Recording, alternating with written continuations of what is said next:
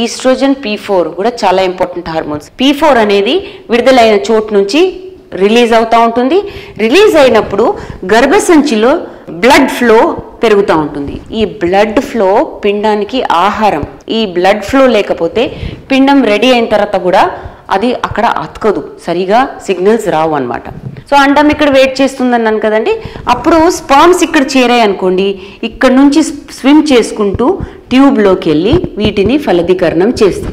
ఈ ఫలదీకరణం అయిన తర్వాత రోజు రోజుకి ఆ లోపల ఉన్న సెల్స్ పెరుగుతూ ఉంటాయి. పెరుగుతూ పెరుగుతూ 5వ రోజు 6వ రోజు ఇక్కడ వచ్చి ఈ పిండం అనేది ఇక్కడ అతికి లోపలికి వెళ్ళి అతికి అది బేబీ అనేది ఫామ్ అవుతుంది. సో ఈ 2 to 3 weeks ఫలదీకరణం అయిన తర్వాత చాలా ఇంపార్టెంట్. అక్కడ నుంచి పిండం అనేది ఇక్కడ అతికిందా లేదా తెలుస్తుంది. అక్కడ నుంచి ఇంకో 2 weeks తర్వాత హార్ట్ బీట్ వచ్చిందా లేదా తెలుస్తుంది. అక్కడ నుంచి బేబీ అనేది పెరగడం స్టార్ట్ అవుతుంది అనమాట.